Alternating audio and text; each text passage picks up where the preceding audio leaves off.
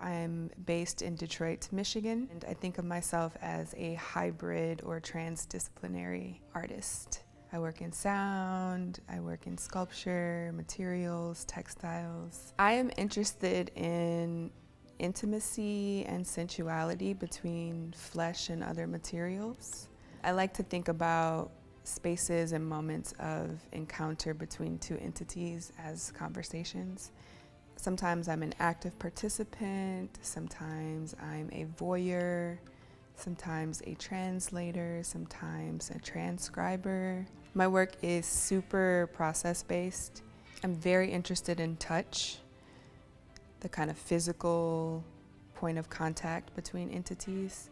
Yeah, lately I've been thinking a lot about industry and mass production and humans and other animals' involvement in those systems. Field visits to farms and factories, audio and photographic capture, playing with 3D objects in virtual space. Those all kind of have been contributing to what I'm thinking of as an archive of intimacy acts.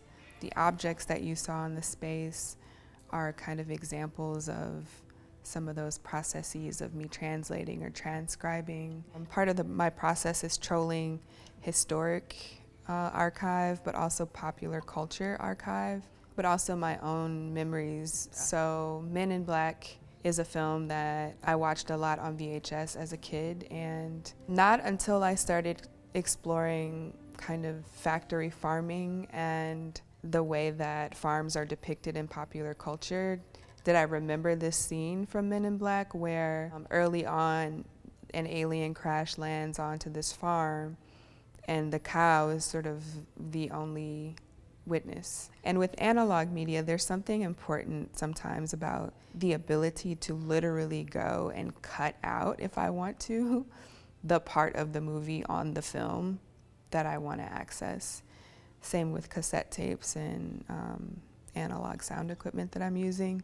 So there's something about the tangibility of data that is very interesting to me. Well, here's the thing about Nebraska being the Midwest, so is Detroit, right? And so it's a little bit about coming to this part of the Midwest and seeing a lot of interesting overlap in the Rust Belty, blue collar, post-industrial layout of a lot of the resources and buildings in the city.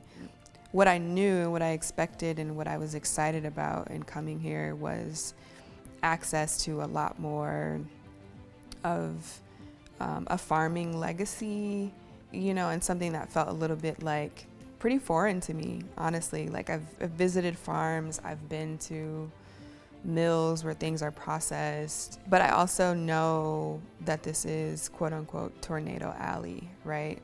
And one of the other things that's surfaced in the work since I've got here is my kind of curiosity and fascination with the weather.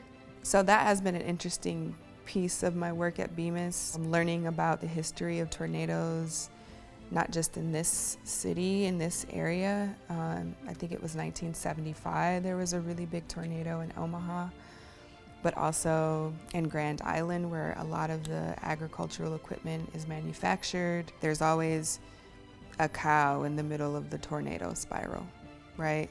To really push home the point, and a harvester to really push home how powerful nature is in this part of the country.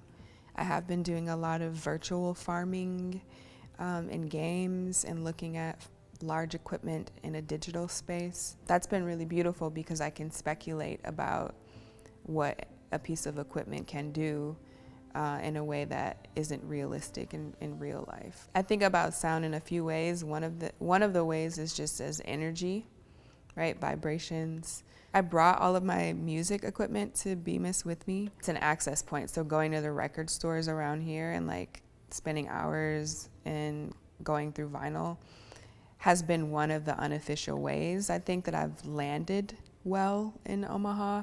It's given me an excuse to be out and about and getting to know the community a little bit. It's something that sometimes goes hand in hand with my visual art practice, And sometimes it's just the thing that keeps me centered and grounded so that I'm fresh and flexible for my visual art practice.